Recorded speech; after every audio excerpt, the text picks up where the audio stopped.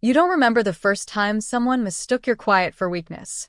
Maybe it was a teacher who overlooked your raised hand, or the cousin who said you were too soft to last, or the friend who left you waiting under the porch light, not knowing you waited because you loved. But you do remember how it felt. It settled in your chest like wet wool, heavy, Warm. Itching. you were never loud. You never needed to be. Even as a little girl walking the cracked sidewalks of Charlotte, you watched more than you spoke. You studied shadows the way some studied the sun. You knew things before anyone said them out loud. And maybe that was the beginning. Not of your silence, but of your awareness of it. You didn't always have the language to explain the weight you carried. Sometimes, the weight was expectation. Other times, it was the silence after doing everything right and still not being seen. But still, you moved forward. You grew. You rose. You learned how to be your own witness. You built a quiet kind of life. Not flashy but full. There were plants on your windowsill. Books with folded pages. Shoes worn down from walking other people through their pain. Your victories never made the headlines, but they showed up in the details. A healed scar, a debt paid off, a niece who grew up believing in herself. Because you never let her doubt she could. You've never told anyone what it was like that night in the rain. The one when you sat in the car after work. Keys in the ignition, but you couldn't bring yourself to go inside. Not because anything was wrong, but because you didn't feel like you belonged anywhere at all. You sat there. And for a moment, you imagined what it would be like to fly. Not metaphorically. Not symbolically. You imagined feathers on your back. Muscle in your wings. You imagined catching wind with your chest and just rising. You watched the rain collect on the windshield. And that's when you saw it, perched on the power line above the church across the street. A hawk. Soaked. Still. Unbothered by the storm. It looked right at you. And for a flicker of a moment, you weren't invisible. You weren't forgotten. You were seen. That moment became something of a compass. Even now, all these years later, when the world pulls too hard on your edges, you close your eyes and return to the stillness of that hawk. You remember how it didn't fly away, didn't panic, didn't need to explain its presence. It just was. And that was enough. You've had many names throughout your life. Teacher. Sister. Daughter. Caregiver. Friend. But there's one name you rarely speak out loud. Becomer. Because you are always becoming. You are becoming even now. In this stillness. In this pause. In this breath between breaths.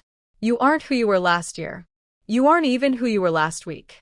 And maybe that's why this silence feels different. It's not the silence of being ignored.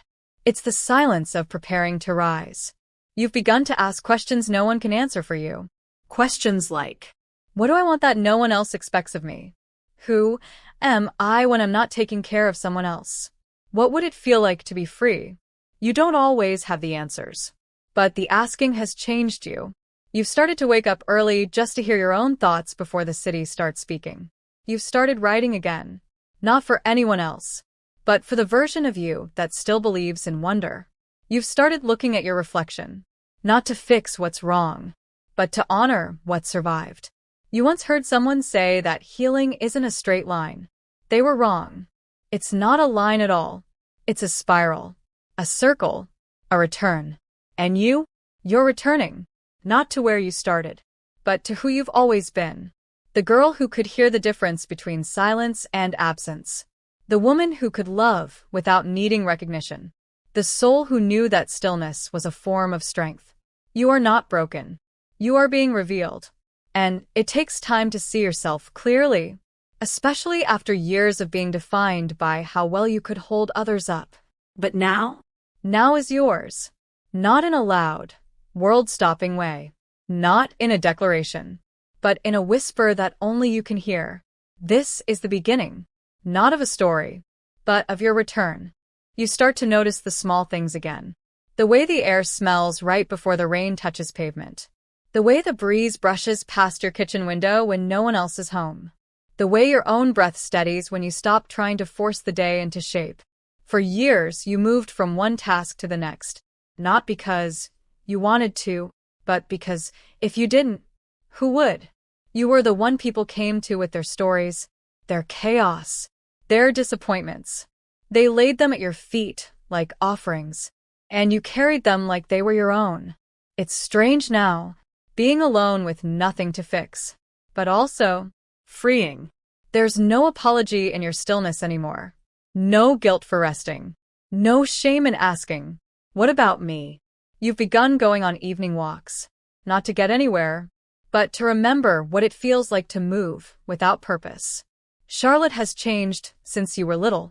Some of the stores on Beatty's Ford are boarded up now, but the laughter of kids still echoes between the buildings. The barbershop near Tuckasegee still smells like talcum and stories. And the sweet old woman who sells boiled peanuts at the corner of Graham Street still calls you baby, even though you haven't been one in decades. This place is stitched into your bones. Even when it forgets your name, it knows your rhythm. And today, as your feet hit the sidewalk in slow, steady steps, you begin to hear something that's been waiting a long time to speak. Your own voice. You don't talk out loud, not yet. But the words come anyway. At first, they show up in thoughts. Then, in the way your fingers twitch when they pass a pen. And finally, in the dream. You're back in your grandmother's house. The one with the screen door that never stayed closed. She's humming in the kitchen. The same tune she used to sing when times were tight, but hope was still possible. You don't speak to her in the dream. You just watch. You take in her steady hands, the strength in her back, the quiet dignity of her presence. You wake up with tears on your face. Because you realize you are becoming her. Not by copying, not by accident, but by surviving with your soul intact. There's power in remembering where you come from. You've started pulling old photo albums from the bottom shelf. You flip through pages of people whose names you once knew but haven't spoken in years. There's a woman with high cheekbones and a tired smile. There's a boy with crooked teeth and soft eyes. There's you, barefoot in a plastic pool in the middle of summer, face tilted toward the sky, grinning like nothing could break you. And you wonder, when did the world stop seeing you as that girl? When did you stop seeing yourself that way? The truth is, you've been whole this entire time. Even when they didn't clap. Even when they didn't come back. Even when they forgot your birthday, or mispronounced your name, or acted like your softness was a flaw instead of a crown. You were never waiting to be complete. You were just waiting to remember. And now you do. You remember how your voice trembled the first time you said no. You remember how hard it was to set boundaries when your worth was tied to being needed. You remember the silence that followed when you finally chose yourself. But you also remember the first moment you felt peace. Not joy. Not celebration. Just peace. Like the world finally made space for you to exhale. You've been redefining success lately. Not in dollars. Not in titles. Not in someone else's approval. Success now looks like a quiet morning. Like leaving a text message unanswered, without guilt. Like choosing not to explain why you need time alone. It looks like keeping a promise to yourself. Like letting your body rest when it's tired. Like deleting numbers that only call when they need something. This isn't isolation. This is sanctuary. Some days, the silence gets loud again. Old voices echo inside your mind. Reminders of what you were supposed to be. But you don't flinch anymore. You let them pass through like wind through leaves. You listen, but you don't obey. Because you've learned something precious. Your life doesn't have to be loud to be meaningful. You don't need applause to matter. You don't have to perform to exist. You just are. And that's enough. Sometimes you still think of the hawk. You wonder if it was real. If it really looked at you, saw you, knew you. Or maybe, just maybe, it was a mirror. A glimpse of your own soul. Resilient, grounded, wild in ways no one ever recognized. You think maybe that's who you've always been. A hawk in the rain. Drenched but unmoved. Watching. Waiting. Knowing. Today, you sit on your porch with a cup of tea and no agenda. You listen to the city breathe. You watch the shadows move. And for the first time in a long while, you feel what it's like to take up space without apology. You stretch your legs. You lean back. You let your body remember that it belongs here. You don't owe anyone an explanation for your joy. You don't owe the past any more of your energy. You don't need permission to become. You're already becoming. Even in the quiet, even in the stillness, even in this moment right now, there is a part of you that almost forgot how to dream. Not the dreams made of sleep, but the ones that rise in the stillness between responsibilities. The kind of dreams that once lit up your chest, like fireflies in the dark. They didn't leave. They just went quiet, like children who learn not to speak unless spoken to. Now, they're waking up again. Not in shouts, but in murmurs. In the way your fingers drift to old notebooks. In the way your heart skips when you pass a canvas in the art supply aisle. In the way you linger in the mirror just a few seconds longer than you used to.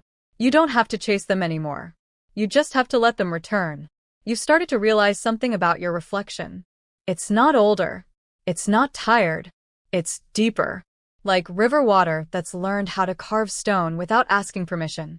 Your lines tell stories. Your eyes remember pain and still choose to open wide every morning.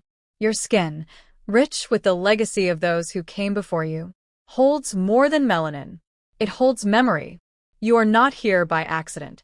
Every step you've taken, even the ones you regret, have led you to this moment. And this moment is sacred.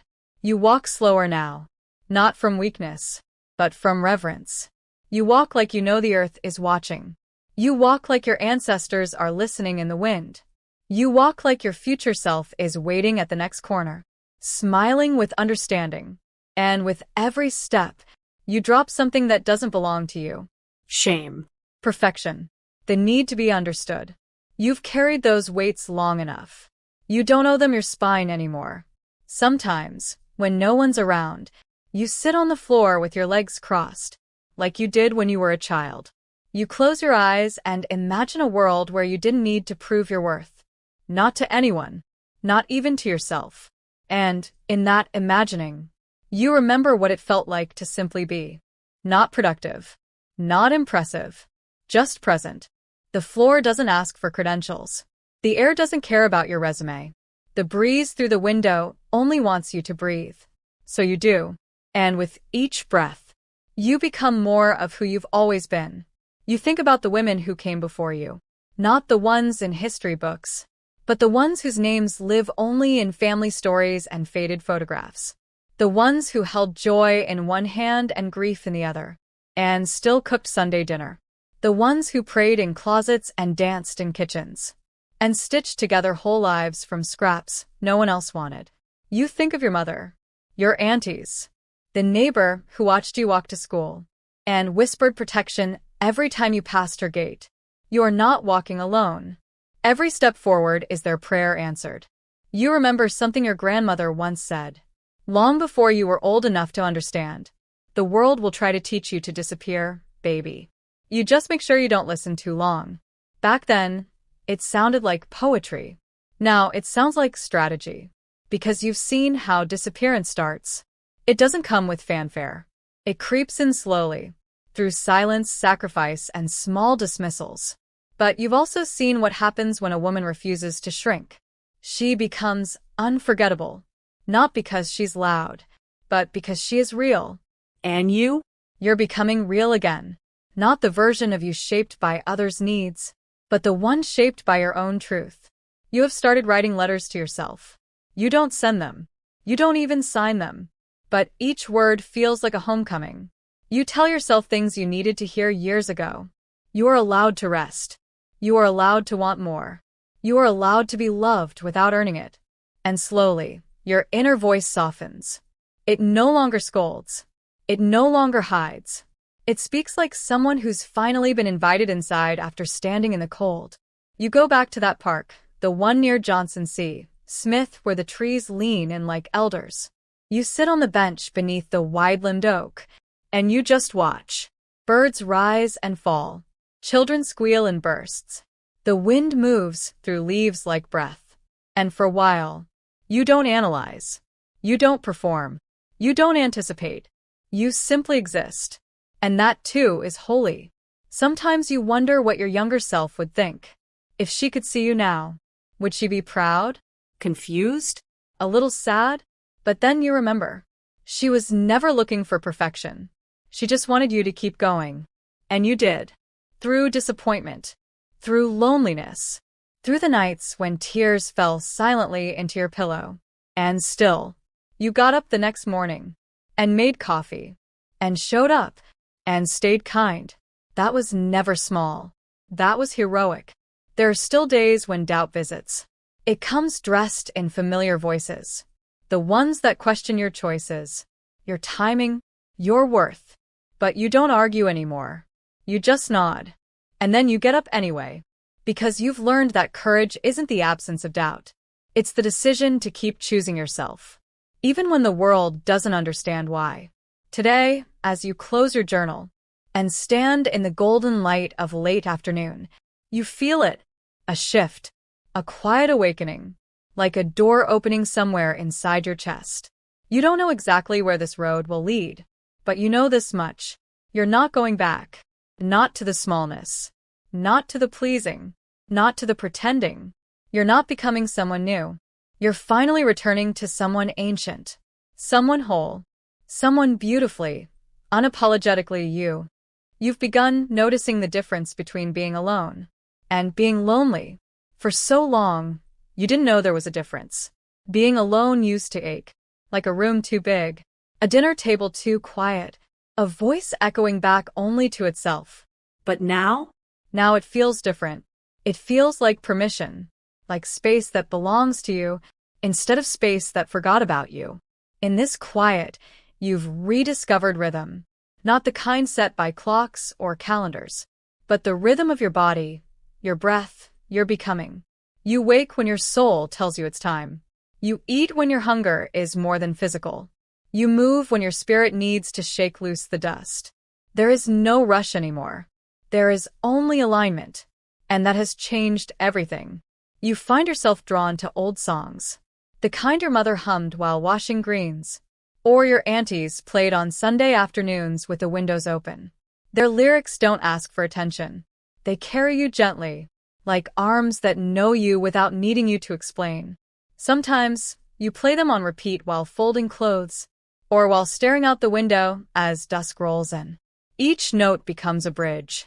From who you were, to who you're ready to be. You're not going back, but you are honoring every part of the path. There's a photo on your dresser now. It's one you never paid much attention to before. A younger version of you, eyes wide with quiet hope. Not yet hardened by disappointment. Not yet taught to doubt your own enoughness. You look at her now and don't feel shame. You don't critique her softness. You don't wish she'd known more or done differently. You just whisper. You did the best you could. And that was enough. And somehow, you feel her whisper back. Now it's your turn. You begin to open again. Not to everyone. Not the way you used to, wide and vulnerable and unquestioning. But carefully. Intentionally. You start saying yes to new conversations. You answer the phone without rehearsing your tone. You meet a friend for coffee and let yourself speak freely, without editing your truth to make it easier to swallow. And it's awkward at first, like using muscles that haven't moved in years. But it's also real. And that's what you've been craving most. One day, while walking past a mirror, you stop, not to fix anything, not to examine, just to look. There you are. Not the version others used to see. Not the version that made herself smaller to fit the room. But the real you. There is power in seeing yourself clearly, without rushing to change the view. You aren't perfect, but you're whole. And maybe, just maybe, that's what beauty really is. You've stopped chasing closure. You've stopped needing people to apologize. In order to heal, you've stopped waiting for validation, to confirm what you already know. Because healing didn't come in grand gestures. It came in small, quiet choices. Unfollowing someone who drains you. Not returning a text that brings anxiety. Saying no without an essay. These aren't acts of rebellion. They're acts of return. You are returning to yourself. One boundary at a time. You've started dreaming again. Not the desperate dreams of escape, but the wild, sacred dreams of presence. You imagine writing a book, even if no one reads it. You imagine planting a garden, even if it's just herbs on your windowsill. You imagine laughing deeply, even if no one else joins you, because your joy no longer needs an audience. It's enough that you feel it. That's the revolution. The seasons begin to change. The air carries a crispness you didn't notice last year. Leaves loosen their grip without panic. The sky shifts from sharp blue to soft amber. And somehow, you feel mirrored in all of it. You, too, are releasing. You, too, are softening.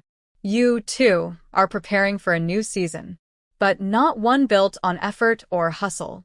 A season built on peace. A season where nothing has to be earned, only embraced. You receive a compliment and say thank you. Without deflecting. You share your opinion. Without shrinking. You take a long bath. Without justifying it. And for the first time, you feel what it's like to belong to yourself. Not because someone told you so. Not because you earned it. But because it's your birthright. You stop measuring your progress by how much you've done. You start measuring it by how gently you treat yourself on hard days. By how easily you laugh when no one's around. By how quickly you forgive yourself when you fall short. And that shift is everything. Because it means you're no longer living for the approval of the world. You're living in partnership with your own soul. And that kind of freedom cannot be undone. You think about the hawk again. It hasn't returned in the physical sense, but it shows up in dreams, in songs, in metaphors that flutter across your thoughts like wings. It reminds you that rising doesn't always mean flying. Sometimes it means standing still, with your back straight and your spirit unshaken. Sometimes it means choosing not to run, even when silence feels too loud. Sometimes it means whispering, "I'm here," to no one but yourself. You've come far. Not in miles, not in accolades, but in becoming. You're no longer waiting to be chosen. You've chosen yourself. And that choice changes everything. Not because it fixes the past, but because it frees the future. You are not a question. You are not an afterthought. You are the answer you've been waiting for. You are the presence you long to feel. You are the story still being written. And the pen is finally in your hand. There is something sacred about writing your own truth. Not for an audience. Not for applause. But for the girl you once were. The one who tucked her thoughts beneath her breath. Afraid of being too much or not enough. Now, you let the ink speak what your mouth once swallowed. The words don't rush. They arrive softly, like old friends who finally feel safe to come inside. And as you write, You feel it. the quiet unfolding of your voice. You don't write to be understood anymore. You write to understand yourself. There's a difference. In the past, your stories wore masks, smoothed over edges, made palatable for people who hadn't earned access to your truth. But now, Now your pages are raw, whole. unpolished, and beautiful. Because now you know your voice doesn't need fixing. It only needed freedom. You sit in front of the window some mornings, journal open, steam rising from a cup of tea, and you watch the way light moves across your hands. These hands have held grief and joy in equal measure. They've braided hair, carried groceries, written checks, wiped tears, others and your own. They've built the life. Even when no one was watching. And as the pen moves between your fingers, you realize your hands have always been writing, even before you picked up the pen. They were writing every time you showed up, every time you kept going, every time you said yes when it mattered, and no when it saved you. You've stopped comparing your story to others. That was never your assignment. Your life is not late. Your journey is not broken. Your growth is not too slow. You're not behind. You are on time for your own unfolding. You've started seeing beauty in your own pace, like a flower that blooms after the others have already faded, not because it was delayed, but because it was waiting for its own light. The silence that once felt like absence now feels like clarity. It's not that people stop talking. It's that you stopped listening to noise that wasn't nourishing. You've learned to tune in instead, to hear the wisdom in your own breath, to feel the truth behind your own heartbeat. And in that stillness, you hear the question that keeps rising. If you stop trying to be everything for everyone, what would you become? You sit with it. You write around it. You let the question shape the space between sentences. And slowly, you begin to answer. You begin to remember moments you once buried. Not with pain, not with regret, but with tenderness. Like the time you spoke up in a meeting and were ignored, only to hear your idea repeated by someone else minutes later. You used to shrink in those moments. Now you write them down, not to hold a grudge, but to hold your ground, because writing them makes them real. And when they're real, they are no longer heavy. They're just chapters, not the whole story. You write letters you'll never send. To people who loved you wrong. To people who didn't stay. To people who gave up too soon. But most of all, you write to the woman who kept going anyway.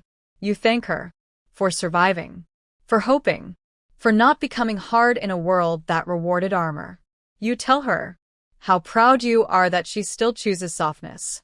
Because that choice, every single day, is a form of resistance. Your words begin to find shape, not just in your journal, but in your choices. You start to speak differently, slower, more intentionally. You no longer fill silence with nervous chatter. You no longer minimize your achievements or cushion your truth. You say what you mean, and when your voice shakes, you let it, because strength doesn't always sound like steel. Sometimes it sounds like trembling that refuses to disappear. There is an old poem you used to love. You find it again, tucked in a book you almost gave away. You read it slowly, and your eyes well up with something ancient. The lines don't hit you the same way they used to. This time, they echo. This time, they sit beside you like a familiar companion. And you realize, you're not becoming someone new. You're finally strong enough to be who you've always been. You write one more sentence before closing your notebook. I am not here to prove. I am here to live. And with that, you breathe deeper. Not because the work is done, but because it's no longer urgent. You've released the need to rush your healing. You've stopped trying to outrun your shadow. You've started walking alongside it instead. That's what the writing taught you. That you don't need to erase anything To be worthy. you just need to remember. Your desk becomes a sanctuary, a place where you return to yourself again and again, not to solve, not to fix, but to reconnect. You light a candle sometimes. You let music hum in the background. You sip tea, watch the light shift across the room, and allow yourself to exist without performance. This is not indulgence. This is integration. A woman at peace with her story writes with her whole soul. You are no longer afraid of your own thoughts. They don't overwhelm you now. They don't run you ragged. They speak. You listen. And together, you create something sacred.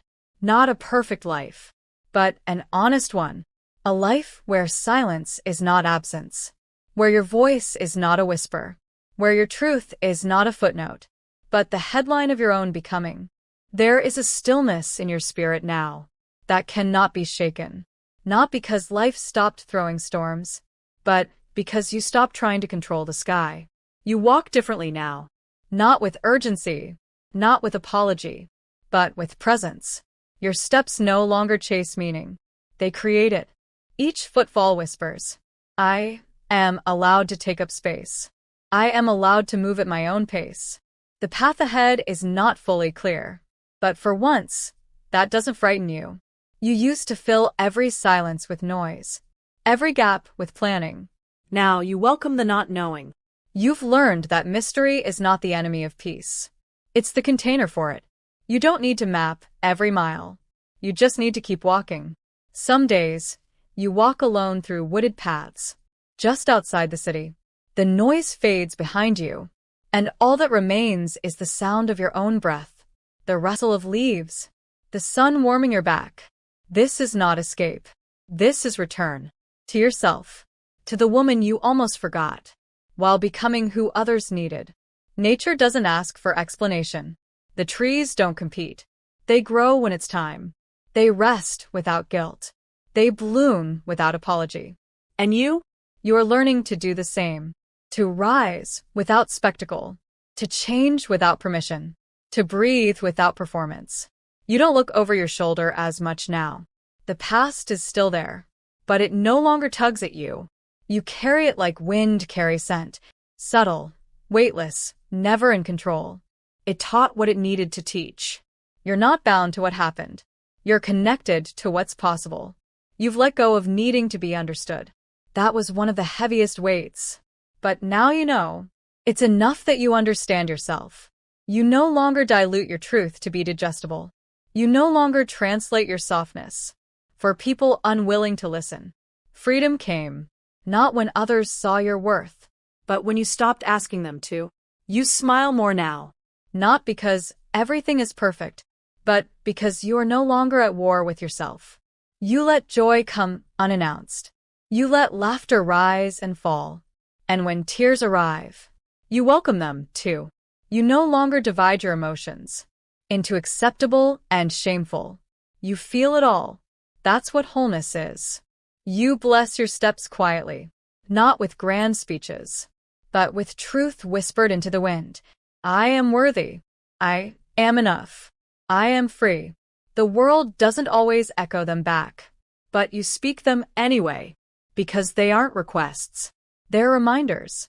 One day, while walking a new trail, you feel it deeply. You are not performing peace. You are living it. You don't need to narrate your becoming. You just need to be in it. And you are.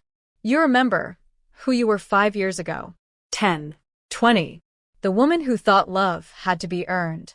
The girl who thought quiet meant invisible. The daughter who carried everyone else before learning to carry herself. You don't mourn her. You honor her, not by going back, but by becoming what she never imagined was possible. Your silence now is not absence. It is presence. It holds all that you've survived and all that you've released. You don't owe anyone your story to prove you've healed. You just live it. The trail bends ahead. You keep walking, not because you know what's coming, but because you trust yourself to meet it. You are no longer chasing a destination. You are becoming the path. And with every step, you return to the knowing you were born with. You are not lost. You are not late. You are already home. You didn't expect the message. It came late like they always do. When the house was quiet. When the night held more questions than answers. When you had finally made peace with not needing closure. A name you haven't spoken in years lit up your phone. One you used to say like a prayer. Soft, aching, sacred. And then, like a wound, sharp, cautious, tender. You stared at the screen, not with fear, but with recognition. This was a moment. A test. A return not to the past, but to your own power. Once upon a time, you would have answered instantly. Heart racing, voice rehearsed, hoping they'd finally say the thing that would untangle everything. I'm sorry. I was wrong. I never stopped thinking about you. But tonight, you didn't answer. You didn't rush to perform forgiveness. You didn't offer softness where there was no accountability. You didn't flinch. You just let the phone ring. And when it stopped, so did something else. The part of you that had still been waiting. The silence that followed wasn't empty. It was sacred. It filled the room like incense, settling into corners long ignored. You sat with it, not out of hesitation, but reverence. You were no longer a woman craving explanation. You were a woman who remembered who she was, before they forgot how to treat you. You scrolled back through old messages, the ones that started sweet, then blurred into confusion, the ones where you over-explained your heart, trying to make your love easier to carry. You see it now. How much you bent, how much you gave, how much you tolerated, just to feel like you belonged. And still, they left you holding the pieces.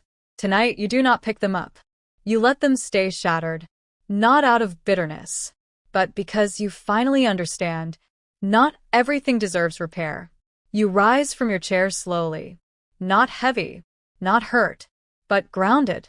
You pour yourself a glass of water, open the window, and breathe in the cool air like it owes you nothing. Because it doesn't. And that's the beauty of it. Not everything must be earned. Not every voice deserves a response. Not every hand that once held you, knows how to carry you now. You've stopped auditioning for belonging. You belong to yourself. You sit back at your desk and light a candle. Not for them. For you. A small flame in a quiet room, flickering like a heartbeat. Steady, unwavering, alive. You pick up your journal, but you don't write about them. You write about how proud you are, that you didn't go back. You write about the peace that comes from not needing to reopen a closed door. You write, I do not owe my healing to the one who broke me. And for the first time, you feel it in your bones. Outside, the wind shifts. A soft gust carries the curtain just enough to let the moonlight touch your face. You smile, because the woman who once begged for recognition now gives it freely to herself. You survived being overlooked, not by proving your worth louder, but by no longer needing their attention to feel seen. You're no longer unfinished. You're not waiting. You are not reaching. You are returned. And then, just for a moment, you remember the hawk. Not as a symbol, not as a metaphor, but as memory. The soaked wings, the fierce stillness, the way it looked at you like it had always known. You were more than you believed. Tonight you realize you've become that hawk. You sit through storms without fleeing. You remain still in the wind. You observe without needing to react. You are no longer the one waiting to be seen. You are the one watching. And you see clearly now. There is no need to reply. There is no need to explain. The call has come and gone. And with it, a version of yourself has been laid to rest. Not in mourning, but in gratitude. She carried you this far. Now it's time to fly without her weight. You close your journal, blow out the candle, and exhale into the stillness of your room. And in that quiet, you hear something beautiful. Nothing. No panic. No ache. No need to perform peace. Just the sound of a woman who knows exactly where she stands. The morning arrives quietly. There's no fanfare. No announcement. Just the slow arrival of light across the windowsill. And the familiar rhythm of your breath. But something has changed. Not outside. Inside. It's not louder. It's deeper. You've crossed a threshold no one else can see. But you feel it in your bones. You move through your home as if it is sacred ground. Because it is. Each object now carries memory and meaning. The chipped mug on the counter. The worn blanket at the end of the bed. The mirror that once reflected doubt, but now reflects a woman who knows exactly who she is. You don't rush your morning. You don't fill it with noise. You sip tea. You hum softly. You stretch your arms toward the sun, not to reach it, but to meet it. You no longer crave escape. You're already home. Later, you walk the neighborhood. The same cracked sidewalks. The same trees you've passed 100 times. But everything feels new. Not because it has changed, but because you have. You notice details again. The way a child's laughter rises like wind chimes. The rustling leaves echoing your own freedom. The porch swing you never sat on. Now inviting you to rest, not explain. This life is no longer happening to you. It is moving through you. You stop for a moment on a quiet path. You look up. And there, high above, gliding with ease, a hawk. Not wet this time. Not grounded or watching. But soaring. Effortless. Unhurried. And, in its motion, you see yourself. Not because you have wings, but because you no longer wait for them. You've realized the sky is not a destination. It's a reflection of what happens. When you finally release what you were never meant to carry, there's nothing left to prove. Not to them. Not to the past. Not even to yourself. You've spoken your truth. Even when your voice shook. You've rested without guilt. You've walked away without looking back. You've stood in the quiet and let it hold you. And that is everything. That is becoming. You return home. No ceremony, just the stillness of arrival. You light a candle, not for release, but for reverence. You open your journal one final time and write just 5 words. I am no longer waiting. And you aren't, because you've learned that the becoming never ends. But the searching can. You no longer need to be found. You've remembered your name. You stand by the window now. A breeze lifts the edge of the curtain. And there, in your own reflection, you see the woman you hope to be. Not perfect, not polished, but whole. Your softness remains. Your strength no longer hides. Your silence is no longer empty. It is sacred. You didn't arrive by running. You arrived by returning. And now you live. To the one watching, listening, feeling. If this story found you in a moment of stillness, if it reminded you of who you are, if it gave breath to a truth you couldn't yet name, stay with it. And if your own voice has been quiet too long, if your own hands are still holding weight you're ready to release, know this. You are not behind. You are not broken. You are not invisible. You are sacred. You are seen. You are becoming. If this journey spoke to you, subscribe to this channel. Not for me, for yourself. So that when the next breath comes, the next silence arrives, you will be ready to meet it with your whole heart. This is not the end. It's a return. To the woman you've always been. To the truth that never left. To the silence that always knew.